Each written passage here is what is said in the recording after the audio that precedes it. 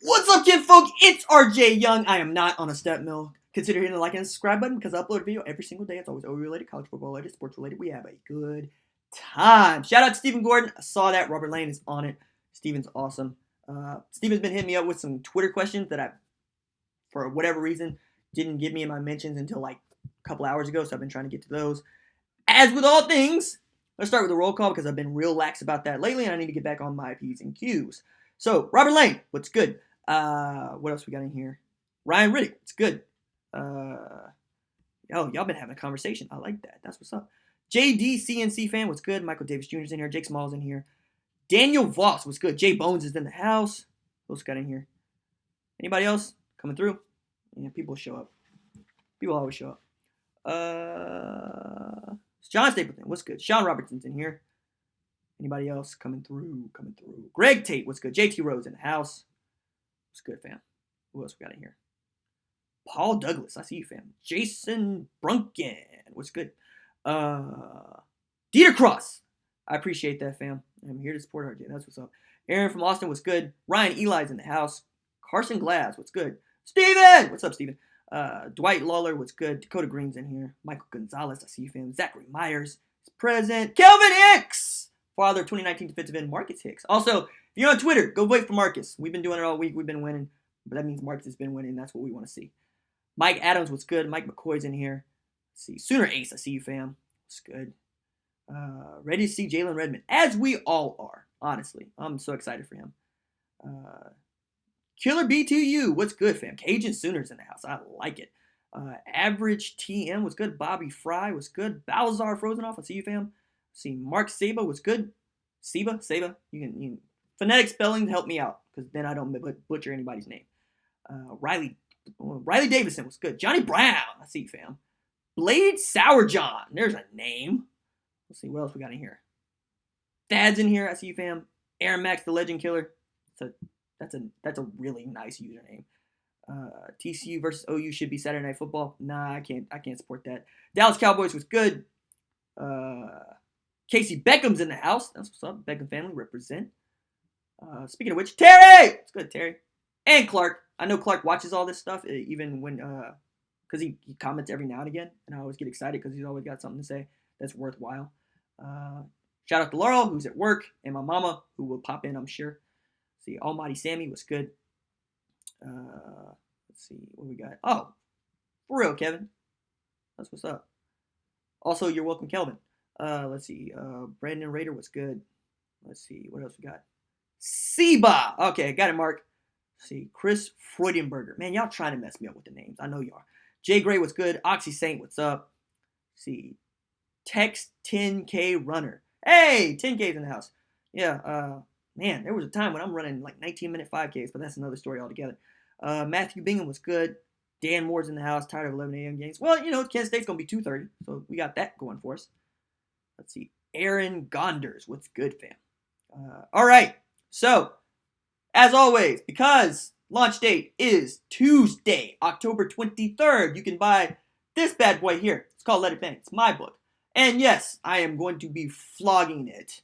Because, how often do you write a book with a major publisher that's got you on the radio, talking on NPR, talking on TV, on CNN, PBS, talking on The Current, on Canadian radio? I'm doing Irish radio. And I was talking to the book's publicist about that, and she's like, RJ, Irish people buy books too. Yes, they do. Absolutely. I'm going to be on the radio a lot next week, actually. And for those of you that listen to NPR, and I know there's a lot of you that don't, On Point Radio, Tuesday, 10 a.m. Central Time. Beyond that, I'm also going to be on a show on WNYC. I forgot the name of it, but I'll get back to you. It's a lot. It's all happening. And it's happening because people are buying the book. So if you haven't bought the book, please buy the book. Because, the more people that hear me on the radio, the more people buy the book, more people on the channel, more people in the chat. And I like the channel. This is my favorite. Let's see. Darren Morgan, what's good? Let's see. What else we got in here? Kay Vinchley? I'm not even sure what that username is. So I'm just going to go ahead. OU versus TCU. So what are the things we're looking to see? Right? We're looking to see the defense, number one.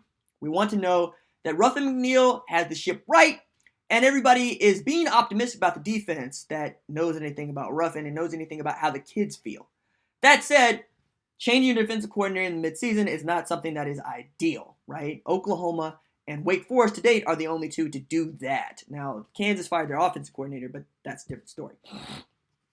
So, Ruffin is going to what we think is a four-man front, 4-2-5 or 4-3. He's got experience in 4-3 more than 4-2-5, but I think we're going to be okay. I don't think we're going to be great. I think we're going to be okay. And okay is good enough to win a national championship because we haven't been okay. That's the plain and simple truth. We've been pretty bad on defense. And I've been vocal about that for a year, right? But now we got some things changing. We've had kids actually say on the record, hey, I'm excited about the move, right? I like Coach Ruff. I like having a guy in my ear who is there to empathize and motivate, not yell at me, because I don't need you to yell at me. That's not how things are going to get done. I also think that speaks to coaching and getting older, right? Because I've always been a proponent of you have to reach the kids don't have to reach to you. That's just the plain and simple truth. Most parents will tell you that as well. They can use discipline, you can use fear, and it works. Everybody's afraid of a beating. Everybody's afraid of getting spanked, myself included. But when I get to be old enough to fight back, I start to wonder, how often do you think you're going to be able to spank me or yell at me to get me to do what you want me to do before I leave your house and rebel? That's not what you want, right? You want to be able to reach me on a personal level. And you want to understand what I think, and I want to understand what you think and why we're doing things. That ain't how a lot of coaches and or parents get down, and I understand that, right? Everybody's got their way of doing things. But being a millennial, like a lot of the kids who play football today, I'm going to tell you that if you yell at me, you're not going to get very far at all. As a matter of fact, I'm liable to shut down on you. I will just turn my back and walk away, and I will do my own thing until such a time as I can come across somebody who understands me and wants to hear my input and wants to understand how I work best, in addition to how they work best. And I think you're seeing that with a guy like Lincoln Riley, and I think he benefits from being younger, even if he won't say that. I think that his way of coaching is to understand that the kids need to be told not just what to do, but why to do. Because that's how we think, right? I think about why all the time. I'm like, well, why should I do that? Like, people would give me suggestions on what to do on the channel, what videos to make. And I'd go, why? And they'll be like, because it's a good idea. Well, that's not a good reason. That doesn't work for me. You're going to have to tell me why, right? And I think that's what you have on the defense. You got a bunch of kids that want to know why. And Mike was not necessarily the guy that was best at explaining why. Not that he didn't want to, just not the best guy at doing it. And I think Ruffin is a good guy to explain why. I just do.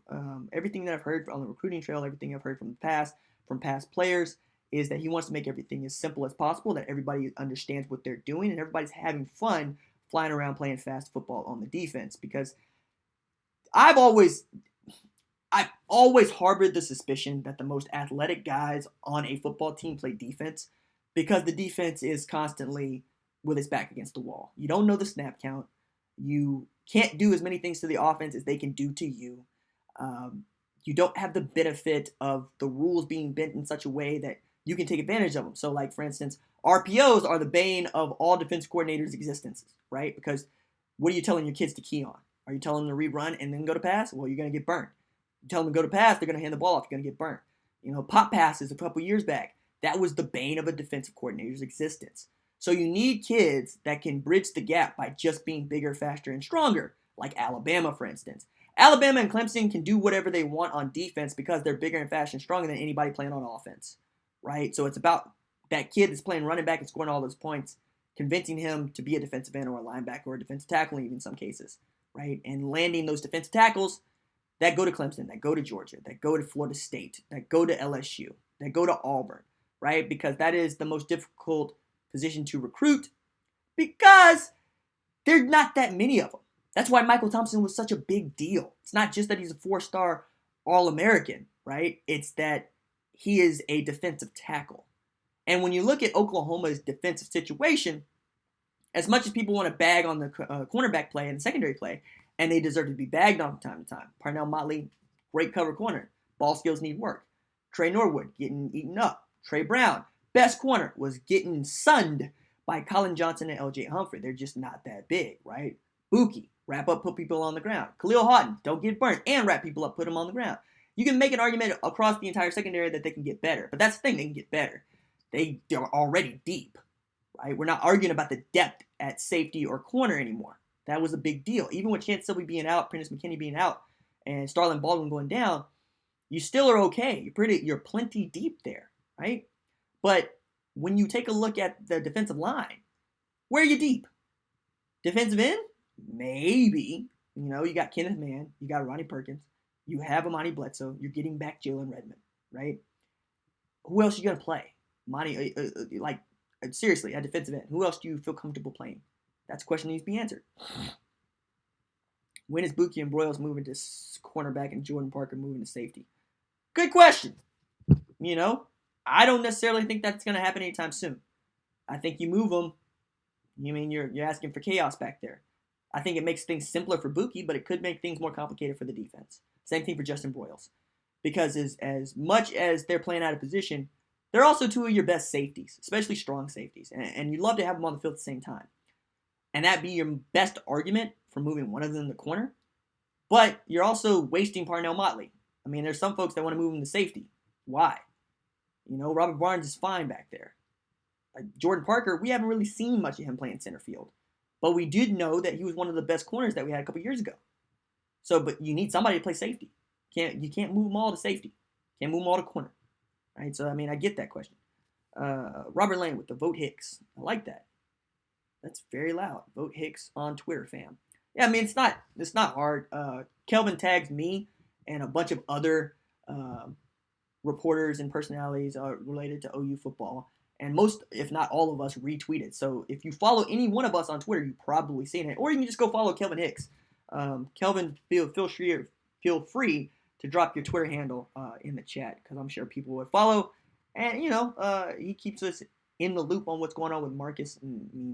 He is a grown man chasing around children in Wichita. It's crazy to watch the tape on what's going on up there, man. So, yes, go vote for Marcus. But to my point about the defensive tackle situation, Neville Gallimore is your best defensive tackle, right? And that was a big get. This is a guy that could have ended up at Ohio State playing alongside, Detremont Jones, I think it is, defensive tackle at Ohio State. Or it could be playing in the position that Nick Bosa is leaving because he withdrew from school. He's no longer playing college football. He's preparing for the NFL draft. The point is, he's your best defensive tackle. Okay. Who do you feel comfortable putting next to him?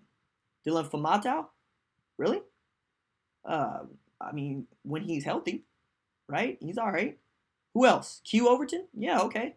These guys are all serviceable, but they're not the guys that basically been in the offensive line. That's what you're looking for, a defensive tackle. The 185, what do you got? What do you think happens first? More than 4 undefeated Power 5 teams, a 2-loss team in the playoffs, or a playoff expansion? I think you'd have more undefeated Power 5 teams. I think that's your best bet. I don't think a 2-loss team is ever going to get into a 4-team playoff. Just not. I can make an argument for UCF over a 2-loss team every day of the week, even with their watery schedule. But 5 let me see. Yes. 5 Power 5 undefeated teams, I can see that. Right now, what do you got? You got Alabama, undefeated. Right? You got Notre Dame, undefeated. You got Clemson, undefeated. You got Ohio State, undefeated. So that's 4, right? So, what were we? What were we? We were a Georgia win away from still having 5. That's not that hard to figure. It's just not. I also think that when the Pac-12 rebounds, and it will, it's down this year, and it's actually pretty bad this year, they'll have an undefeated team, right? Notre Dame is the team that actually has the most to say about whether or not anybody's undefeated because they routinely have a schedule that goes across the country, right? They'll have Florida State on the schedule or Clemson on the schedule along with, say, Stanford and USC, right? So they get to wreck entire leagues if they're really good. And while everybody is not really high on Notre Dame, and I get it, especially after they eked out that Pitt win against the Pitt team that looked like they were running backyard football out there. Like, they didn't look like the best football team to be playing football that day. And they surely looked like they should have been down by 3 touchdowns instead of leading Notre Dame at halftime. And into the third quarter, honestly. But what Notre Dame does well is recruit offensive linemen and wide receivers. Because their wide receivers are the size of Texas's wide receivers. They're all enormous.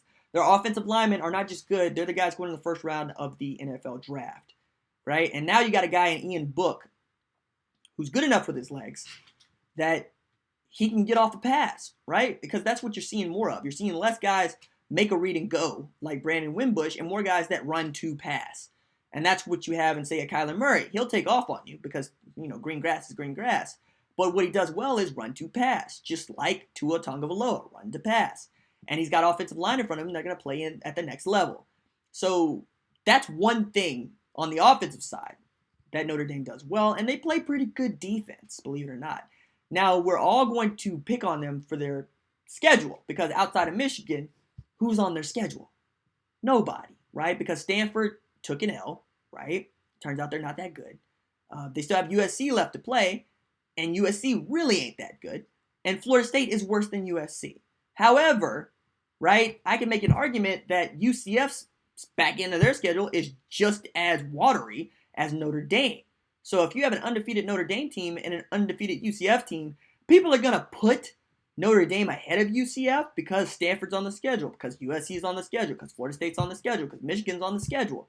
And who did UCF really play, right? Memphis? Who thinks Memphis is great?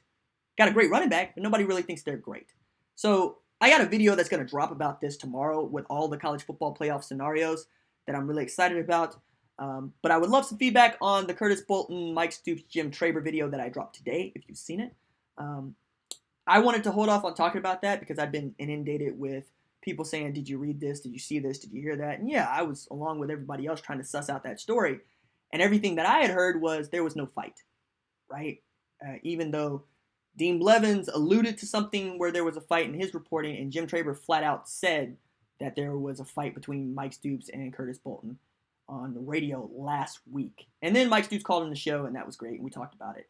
But I felt comfortable talking about it today because Curtis Bolton finally got to be able to address it publicly, which is a thing that I was waiting on, right? Because he hasn't really been given the room to speak about this in the way that he should. And kudos to Lincoln Riley, who let Curtis Bolton take it on and then basically let Curtis Bolton call everybody a liar to their face without actually, calling out names.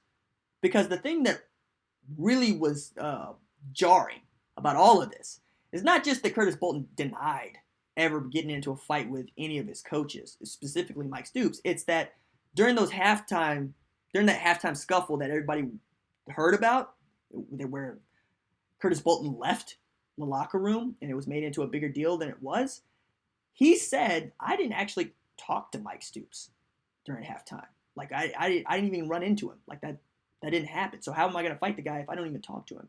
That, to me, was, just nailing this shut. And I felt that was the thing for most people to take away. But, I mean, that's today's video, and I just wanted folks to take a look at it. I'm going to take a question before we get back into me just doing my opinion take thing. Let's see. I'm looking. Steven says, any big upsets happening this week, RJ? 3 question marks. I picked Purdue to get a W over Ohio State. I just like the matchup, and I like them playing in West Lafayette. But the other thing to take into account is how good Purdue has been at moving the football. Like, their yards per attempt is up there. Matter of fact, we're going to go ahead and we're going to rattle off these Purdue stats that I was looking up earlier. Because offensively, they're really, really good. And I pay more attention to Purdue this year than I normally would because Rondale Moore plays at Purdue, and Rondale Moore is on my fantasy football team. And I rather enjoy Rondale Moore because that dude can literally do everything. Like, he's Noel Devine's revenge, for those of you that remember that far back. But specifically the offense they run, and the way that they run it, right? Jeff Brom was doing wonders out there at Western Kentucky. They were like number 8 in the country at yards per play. I mean, it was ridiculous. The stuff was remarkable. So let's take a look at this. Their signature win so far is against Boston College. When Boston College was ranked 23rd in the country, and everybody thought that Boston College was back, and then they promptly crapped the bed against Purdue, losing 30-13. Right?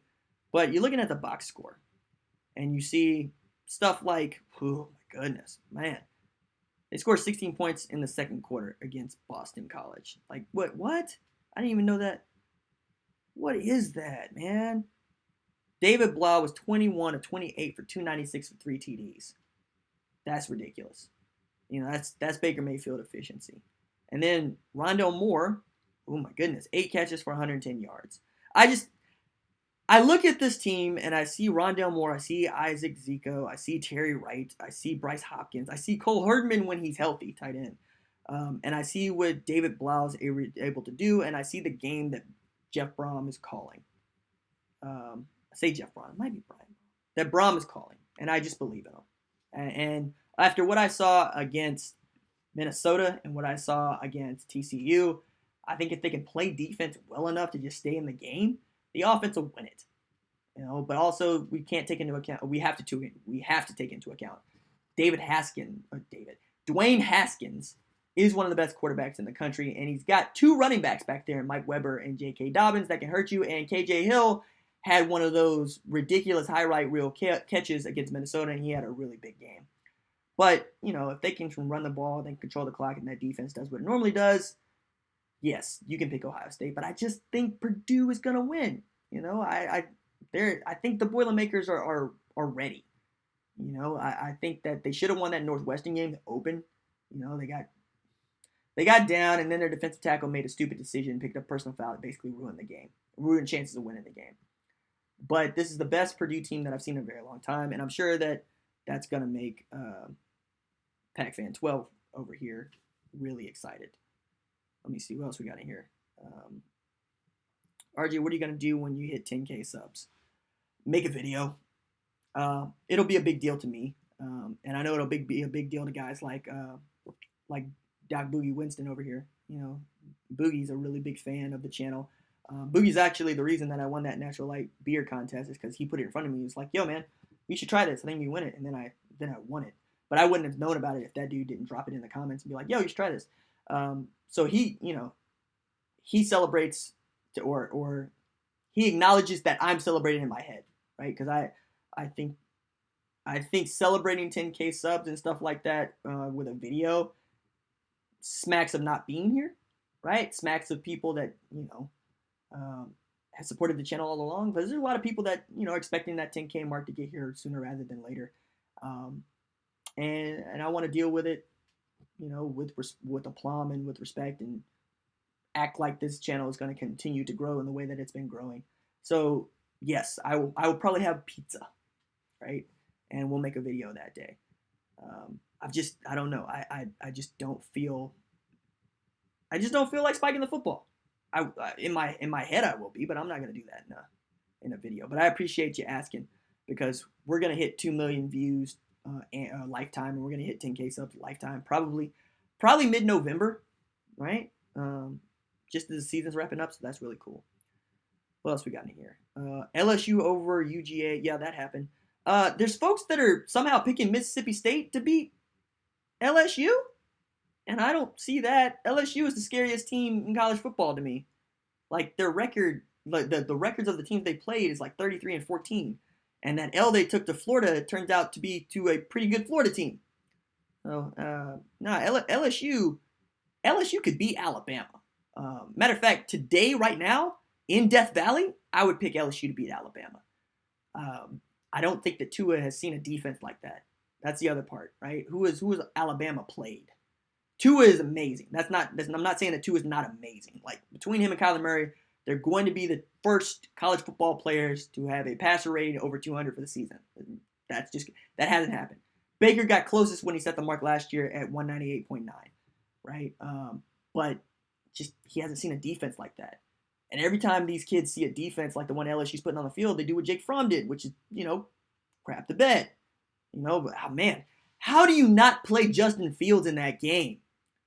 Like, I'm going to get to another question here in a second, but I'm watching that LSU-UGA game, right? Because it turned out Baylor wasn't going to pull out the win against Texas, although they should have, and they were this close. I'm looking at that game going, you're down, what was it, like 16-7 or 16-9? And I'm expecting Justin Fields to walk in at any moment because they're just getting to Fromm, and he's making bad decisions, and he can't make that pass from the far hash mark to the numbers. It's just, he's a great game manager. He is a 2010 SEC quarterback. But Justin Fields is the future, and not just at Georgia, but in college football. Play him. You said he wasn't going to redshirt. Play him. And he didn't play him. So, like, in that way, Kirby Smart deserved to lose the game, if not UGA. Because I thought if you put Justin Fields in that game, you get back into it. You might not win it, but you get back into it. But also, you can't start just Jake Fromm next week if Justin Fields comes in this game and outplays him. So, I think I kind of get it, but I don't get it. Because if you're here to win football games, Justin Fields would play. Let me see. Jennifer says, people who believe that a coach hit a player are crazy conspiracy theorists who listen to Traber's nonsense. Yeah, that's the thing. Like, I made that point too. Like, if a coach hit a player, he's not in the box. He's not calling the game. He's told to go home. If a player hit a coach, he's definitely going home, right? First train. Pack up your stuff. You're off the team. Like, that's what would have happened. That's another reason not to believe it. But, again, you're making my wife happy. Cool. Robert Lane, RJ should plant the flag in Little Bro Stadium. I made the shirts, and we'll see what happens the week of Bedlam. Because, I mean, I walk around in my OU hoodie and my OU jersey on a regular basis, and people are apathetic. They don't really care. The only people who stop me about it are, I take the bus up to Stillwater. They're like, yo, man, you really going to wear that jersey? Yeah, I am. You really going to wear that hoodie? Yeah, I am. Did y'all really lose to Kansas State? Yeah, you did. Did you really not play Spencer Sanders? Yeah, you did. My gunny's up. I hesitate to call any coach. No, I'm not going to call him that. It was not smart to continue to play corn dog. It was not smart. It's not been smart all year, actually, to play that dude. It's not that I don't like Taylor Cornelius. It's that Spencer Sanders is Mr. Texas football. We got one of those playing quarterback at OU, and you know what? He's pretty good. I don't get it, man. Also, how do you not hand the ball to Justice Hill more often? Like, if that dude doesn't have 25 carries a game, you're doing it wrong. He's your guy. Like, I will listen to an argument about him being a better back than Rodney Anderson. Rodney Anderson's healthy. I like Justice Hill that much. But I don't understand an offense that is not geared around him. Like, you ought to be the 1988 Permian Panthers, where all you're doing is handing that ball to Justice right, Justice left, Justice up the middle. I don't get it. It's just bad. Robert Lane. Uncle Lou not trolling since UGA choked. Yeah, Uncle Lou's got his own problems over there now. Let me see. Then worrying about what our defensive coordinator is doing. For a Georgia channel. That dude is seriously interested in Oklahoma. Let me see. What else we got in here? Jake from the Sooner State. I like you. Hey, somebody saw Laurel. I was waiting for a question. Oh! Laurel says, whose wife you making happy? Yo, Killer B2U. You need to explain to Laurel why you wrote that I'm making your wife happy. Because I gotta go home to that. So don't mess up. Don't mess up my home life. Right? That's what I'm asking right now. Don't do that. Because, like, she's got it open at work. See, this is what happens. Laurel, my girlfriend, she's at work at the Y. Because she's doing this thing called CDL. It's cause-driven life. I know I messed it up. She's going to mess me up over that. Point is, she's at work overtime. And she's got this open, right, on her computer in her office. Because she listens to the chat and she watches the chat. And she watches it with her coworkers, even though they're supposed to be at work. Not coworkers. People that work for her. She actually manages the branch. I'm screwing this up. Point is, anytime you make reference to wives, women, girls, So think about me when you write that stuff, and I read it out loud. Brandon Watt, do you think our defense had a confidence issue? Putting together the fact that Mike couldn't connect with players and their performance plummeted after Army, seems like Mike might not have instilled confidence. I think that's something that I've really been trying to hit at, Brandon, for the last couple of weeks, which is, it ain't that Mike doesn't know football, even though I disagree with the way that he put defenses on the field. It's got more to do with the kids just didn't believe in what he was saying. They weren't buying into what he was saying. So that's got a lot to do with confidence, right? Because, people make the point all the time. Alabama runs a 3-4. Alabama wins football games with their defense. Number one, Alabama has better athletes on defense than Oklahoma. There it is, right? That's a really hard truth, but it's the truth. Number two is they believe in their defense. They believe in the scheme. They believe that Tosh Lapoy is the guy that should be calling the defense. And before that, Kirby Smart, or before that, Jeremy Pruitt, and before him, Kirby Smart. They just believe in what they're doing. So, and I make the point all the time that if you don't believe in what you're doing, you're not going to be getting good at it. And if I can't instill in you the ability to believe in what we're doing, I'm bad at my job, right? Because as a coach, as a teacher, as a manager, you're a motivator. And that doesn't mean yelling rah rah at everybody. That doesn't mean getting everybody's grill about how much they suck or the mistakes they're making. It means coaching to each one of your athletes, each one of your employees. You're not going to be any good as a department if nobody believes in their leader, period. Right? And that's a really difficult thing for people in charge to learn. And as they stay in charge for long periods of time, it's a difficult thing for them to keep hold of. See, Robert Lane. Not Robert Lane. Who is this? Dieter Cross. When will Brooks start getting more carries? Is it not being able to pass pro? I think it had more to do with him not knowing the plays against Texas. Kind of like Abdul Adams when he put the ball on the ground last year. I think if you make mistakes back there as a running back, Jay Boulware's memory is like an elephant. He don't forget. And I don't think he wants to put anybody back there that doesn't know what they're doing. We all know that Kennedy Brooks has home run hitter capabilities. We all know that he's an outstanding running back, and I hope he gets more opportunities to carry the rock. But it just seems like it's Trey Sermon's job, man. Like, it just seems like it's his. After what he did last year and the way that he's been grading out, and when he's able to carry the rock and he's able to get a rhythm, he's been good, right? Even in that Baylor game where people were like, wow, Kennedy Brooks, myself included, 8 carries, 107 yards. Trey Sermon took a catch, like a screen pass, 51 yards through New York City traffic. I'd like to see him get more carries, but it's Trey Sermon's job until he takes it. And when he had an opportunity to take it, he didn't know the play. So much so that Kyler Murray was cussing him out there. I mean, he wasn't cussing him out, but, he's dressing him down. So I think that's what we're looking at, Dieter. Yeah, I think that's the thing. We want Bama. I'm not sure. I don't think anybody wants Bama right now. JR Wright, what up, Archie? Thanks for the response on the show last week. Appreciate that, fam. I told you I would get you. How many more times do you see OU scoring over 60 the rest of the way? This feels like another 2018 to me. I think you could pencil that in against Kansas. I think it's going to be hard against Kansas State because they control the ball, and their tactic is to hold the ball so that these high-powered offenses can't score. Can't score if you're not on the field, right? So you rule them out. Right? I think you got to rule West Virginia out because they're good, and you got to rule out TCU because that defense is good, right? Who does that leave you with? Maybe Big 12 championship game against an Iowa State or a Texas or West Virginia? I don't see it, man. I really don't. I don't think you're going to drop 60 on Texas Tech, although that's probably your second best bet. Outside of Kansas, Texas Tech, I don't see it happening again. So maybe twice is the over-under, and I would go under because Lincoln Riley ain't the kind of guy to run up the score unless you force him to, right? Look, man, I kind of felt for Baylor because their head coach got him in trouble because Lincoln was like, fine, whatever, we'll run it up then. And also Lincoln probably is tired of hearing us say, put your foot back on the gas, stop trying to run out the clock, stop trying to play conservative. So I could see that. So twice would be my over-under, and I would go under. I don't think we're going to score 60 at all, actually, the rest of the way. I think we get past 45 maybe twice, but after that, no. USC over Notre Dame. Nah, I can't do that. I've seen USC play football. They ain't good. I know USC beat Colorado, but they ain't good. They ain't good. Jake Goodnight. The only time I hate UGA is when I have to go to Walmart in Pooler, Georgia. UGA stuff everywhere. Hank says, shouldn't Robert Barnes get a few more snaps? Yeah, he should. I don't know why he hasn't, except maybe injuries, because him staying healthy has been an issue.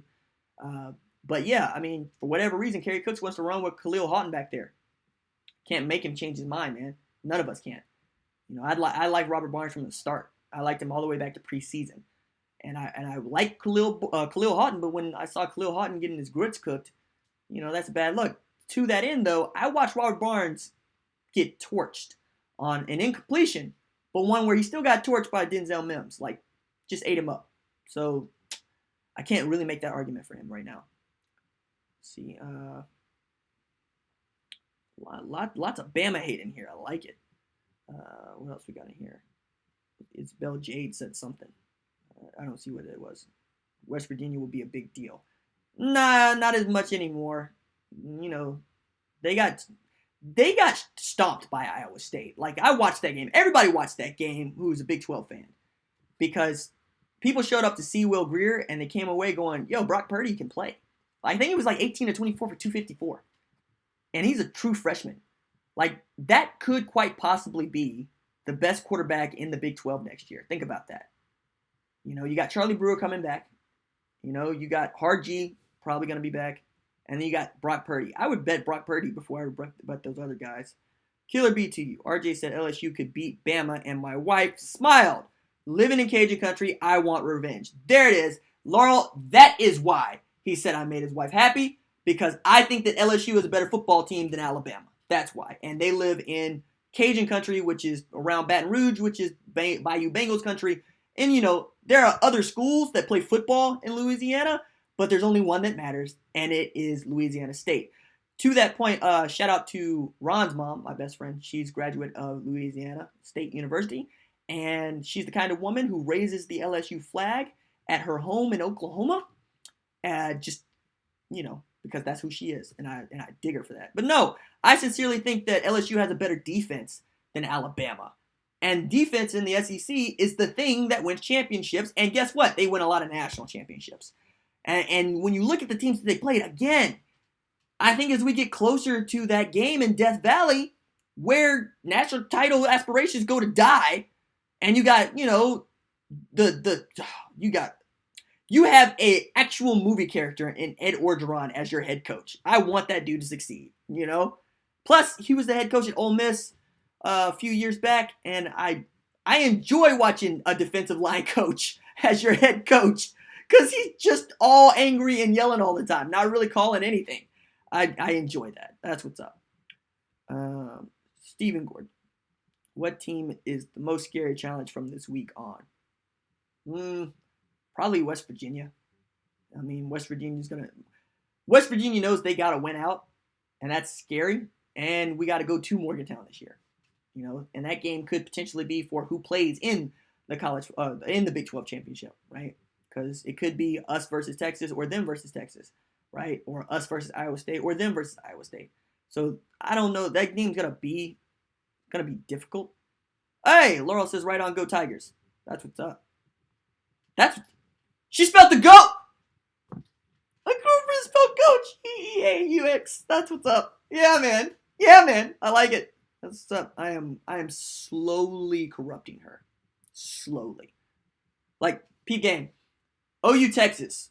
Laurel's at home with her children, and she's, you know, checking in with me because I'm doing my, you know, tweet during the game and get ready for the rapid recap video and the live stream from notes and whatnot. And then the game gets tied up and she's listening to it on the radio, and I enjoyed knowing that, because when OU Texas was tied up, she was like, "Oh, for real? This is what we're doing now?" And it's from her that I got that line about, you know, that Hail Mary play looked like a volleyball play because where the ball was just bouncing around. That's stuff. She says, "Stop." You're supposed to be working, man. Just turn it off. Yeah, I wouldn't be talking to you if you weren't at work watching my live stream. You know, that's see, look at that. What else we got in here? I have Billy Cannon's football card. Oh, that's cool. Bobby Boucher is the best player at SCLSU, and Bobby Boucher can run circles around the Georgia defense. Shout out to you, AJ. Let's see what we got in here. What part of Oklahoma are you from? Oklahoma. Part of all of it. What kind of question is that? I don't get it. What else we got in here? LSU plays Mississippi State this week. That could be a trap game before they play Alabama. I doubt it, Lloyd. That Mississippi State team looks a lot like a Kansas State team. I don't see it. I just think that LSU defense is going to pound on Mississippi State. Greedy Williams, Devin White, Jacob Phillips, them boys going to eat. That's what I think. What else we got in here? Yeah. Everybody's going, "Hi, Laurel. Nice to see you." Doc, what you got? Who you got? Tulsa versus Arkansas. Arkansas. And I'm a Tulsa alum. How does that sting? Nah, I care less about Tulsa. I also like Chad Morris's football teams, right? Because I just like watching his teams play offensively. And I like the story of a high school football coach in Texas who used to coach at Tulsa, right? Make his way on up to his own squad at SMU and then to an SEC school in Arkansas. But plus, that Tulsa-Arkansas rivalry, it's a little bit more storied than people give it credit for. But mostly, I just, I got no love for TU football. I should, because I have friends that played on that team and are still, acquaintances of mine. But I don't think Tulsa needs a football program, honestly. I don't. I think it's I think it's leeching assets from a university that's floundering. That's what it is, man. I recognize that some of my colleagues and some of my favorite people went to school there and worked there. Still don't think they need a football team. Just blow it up. You can make an argument they don't even need a basketball team. Boyce Jones, thank you for the $10 chat, man. Yeah, thank you. AJ, you're on my channel. I'll remind you of that. Let me see. Kelly says, I will be representing Sooner Nation in Fort Worth Saturday. Hey, that's what's up. Man, I heard those tickets were really expensive too. Like, obscenely expensive. Let's see what else we got in here. How confident are you in OU TCU this week? 85%. Relatively confident. I mean, it's never easy to go down to Fort Worth and win. It's just not. Ask Trevor Knight about that, especially after, Katy Perry said, call me, and all of a sudden that dude was shook. Just horrible. Just horrible. Katy Perry says, call me, and that dude melted down. Goodness. But yes, I think we'll go down there, we'll do a job, we'll come back, and that'll be that. And then on to Kansas State. Jake from the Sooner State, where are all those Mississippi State fans talking trash? Well, there's one dude that shows up every now and again, and he changed his avatar from Mississippi State because he got tired of people calling him out because he's a Mississippi State fan. So when he shows up, I'll be sure to point him out. Jaron Jones, do you think Buki, Jordan Parker at safety experiment should come to an end? Not really. I mean, if that one comes to an end, then so should Caleb Kelly playing will linebacker. Right? I mean, I really want Caleb Kelly to make up his mind. Do you want a red shirt or do you want to play? Because I mean, it's your decision. But I don't like this back and forth about whether or not you're going to redshirt. Right? Just pick one. Also, I've been saying he's playing out of position for like 3 years. I think he's a strong safety. I think him and Ryan Jones are basically the same player. Right? And now Ryan Jones plays Sam. And if we go to this 4-3, perhaps you're going to put Curtis Bolton, Kenneth Murray Jr., and Caleb Kelly on the field at the same time. But I want to see more Ryan Jones. I like Ryan Jones. The dude can tackle. He can cover in the slot, and he can blitz.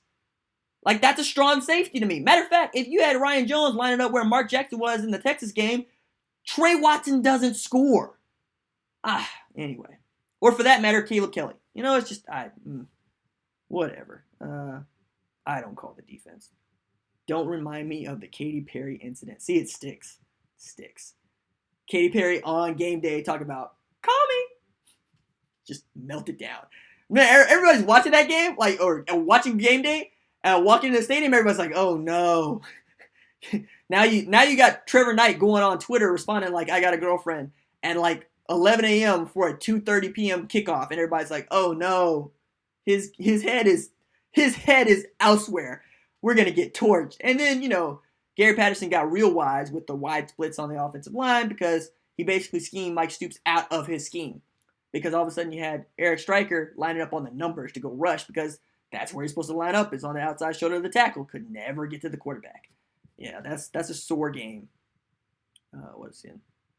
See, UGA needs 100K. Man, y'all don't need no 100,000 seats. Don't nobody need no 100,000 seats. Top 4 teams in your opinion this season: Alabama, Georgia, LSU, Clemson. I just don't believe in Ohio State. I watched that TCU team that turns out to be not very good basically run them for 3 quarters. Like, that was TCU's game. And that was Sean Robinson's best game to date. Right? And if he can hold on, he takes care of the football, they win that game. Right? I don't believe in Ohio State. I think they're going to catch an L, either to Michigan or Purdue. Or maybe Iowa again, like last year. I just don't see that team going undefeated. But to that end, I don't necessarily think Notre Dame is going to go undefeated. I just think they got a very soft schedule. Killer B to you. With Mike out, who's going out on the recruiting trail to pick up the slack? Diaco, Tibbs? It's got to be Diaco, right? Because he's coming from a position from where he had no contact during practice with players. Didn't carry a whistle. So now he is a position coach and he has to go recruit. That's what it is. So it's Bob Diaco who's probably going to be riding shotgun with like Cale Gundy on the recruiting trail, saying hi to players and coaches. And we're going to get to see what kind of a position coach Bob Diaco is. And from all accounts, he knows football. But if you watched his interviews on the YouTubes, you'd be like, oh no, don't let that man anywhere near a microphone. It's just some of this, like, what I love about Bob Diaco is he's terribly sincere, right? He means everything he says, and he's really trying to answer your question. At the same time, dude, he's just out there saying stuff. And I think people would let it slide if his defenses were great, like when they were at Notre Dame, they were pretty good. Because he had like Manti Te'o at middle linebacker, and he was running this 3-4 that worked and beat up on Oklahoma 30-13 in Norman. However, you know, when I looked at the press conferences at UConn and I looked at press conferences at Nebraska, and I was like, somebody save him, because it got painful after a while. So maybe that has changed a little bit, but your coordinator has to be able to talk. I dunk on Mike Stoops all the time, but one of the things he was able to say was what he believed. Even if you didn't agree with what he was saying, he was able to articulate it, right? Didn't agree with him saying players got to execute, Didn't agree with him saying, in this league, you're going to just give up yards, you're going to give up points, and you can't really do much about it. I didn't agree with that, but I could understand it. Whereas Bob Diaco makes these metaphors and tells these parables that just don't make sense, and you're just like, yo man, just talk about the defense. Anyway, that's going to be who's picking up the slack. Let me see. What's up with the Redmond rumors? He's going to play sometime in 2018, right? I mean, that's not rumors. It's reported. We reported it first 24/7 at OUinsider.com. Matter of fact, if you're a member there, you knew about this news 2 weeks ago. Brandon Drum had it first, right? I talked to some people. They corroborated that too. So, we ran a story about it. I did a video about it, and then the Oklahoman reported that he's back like this week. Okay. But I expect him to play. He's practicing. He's in full pads. I didn't expect him to play until this news broke, right? I was with everybody else. He's sitting out, red shirt, blood thinners. You don't play with that. All of a sudden, he's doing his Superman thing, and I demand to see his cape. Let me see what else we got over here. Disciple, is that your... okay. Basketball question. You think anybody has a chance at a championship besides the Warriors? Yes. Honestly, I think the Celtics are the team to beat. I hate the Celtics. That's how much I believe it. I hate the Celtics, and I still think they're the best team in the NBA, 1 through 10. Right? Plus the West is loaded, right? So it ain't going to be no cakewalk. Now, they can cakewalk through the regular season and make the playoffs, but they want a 1 seed. They don't want anything less than a 2, that's for sure. And you got Houston, right? You got OKC. Nobody knows what San Antonio's going to be. Portland's going to be tough. Utah's going to be tough. It's loaded. But the Celtics, who you got to deal with? You got to deal with Kawhi up north in Toronto. And then what? Nobody. Right? There's lots of stories, and it's going to be lots of fun. It's going to be lots of Jimmy Butler type moments where you got teams feuding with each other. But who really is going to challenge the Celtics this year? Just go down the list. Nobody. So, yeah, I think the Celtics. They're going to come through the regular season the healthiest, I would think, and with the fewest minutes played, because they really can just say Kyrie, Gordon Hayward, Jason Tatum, just go sit down. We got this, because you can bring Terry Rozier off the bench, Marcus Smart off the bench. Al Horford has help. They're going to be tough. Yeah, man, there's no love for KD on this channel. Most of the folks that watch this thing, like myself, are Thunder fans. We ain't about that KD life, dog. He did us dirty, and did us dirty, and then talked about us. So let's not. Sooners are in a good spot because I'm telling you, everybody will drop a game or damn near close. Yeah, that's a good bet, right? I mean, Clemson's got NC State, and that's undefeated, and I'm interested in that game because both teams are undefeated, but there's a lot of folks that just think that Clemson's going to walk over NC State. Okay, fine. And they really won't get tested again until the ACC championship, for which Virginia Tech still could make. They still are in the driver's seat in the Coastal Conference. So, like, that's kind of ludicrous when you think about it. Georgia, they took their L, right? But they could take another. LSU, the only L they have left, I think, would be Bama. But I think they beat Bama, right? Alabama could take an L to LSU, could take an L to Auburn, right? Could take an L in the conference championship. Ohio State, they still got to play Michigan, and they still got to play in the conference championship, right? I mean, yeah, everybody could take an L. You know, UCF could be right back to where they were last year. Go undefeated, nobody cares. Have the longest winning streak, you know, since USC and their dominance, nobody cares because they ain't play nobody. Central Florida just needs to make a bid to get in the ACC. You know, you are out kicking the American, and you're suffering for it. You know, you can't just keep beating up on teams that nobody cares about and keep saying that you need to get in. Even though I think you deserve a chance. I think anybody that goes through the regular season unbeaten deserves a shot at the title, flat out. That's why I'm a proponent of a 16 team playoff. I mean, let's just do it right. Let's do a proper tournament like every other sport. Goodness me. But yeah, I mean, a lot of folks could lose, but I only think a few will. Let's see what else we got in here. I'm looking for one more question, and then we're gonna close it out, fam. Carson Glass, do you think a one-loss Oregon would get into the playoffs over a one-loss Oklahoma if the defense doesn't change? No. Oregon's strength of schedule is 130th in the country. Let me say that again. Oregon's strength of schedule is 130th in the country. It ain't very good. Like, its non-con was bad. And everybody knows that, you know, Pac-12 is watery.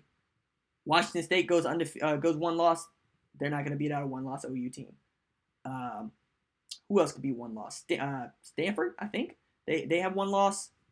You know, they're not going to beat a one-loss OU team.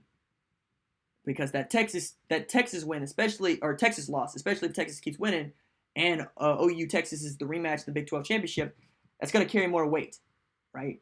It just is. So I don't see any Pac-12 team beating out the Big 12 champ, especially if the Big 12 champ is a one-loss team. What shirt are you wearing? This is Ghostbusters. This is the Ghostbusters with Melissa McCarthy and Kristen Wiig and you know, Thor, Chris Hemsworth as the bad guy. Yeah, I dug that movie. It hit me in the funny bone. Plus, I subscribe to Loot Crate, so I get a lot of cool shirts.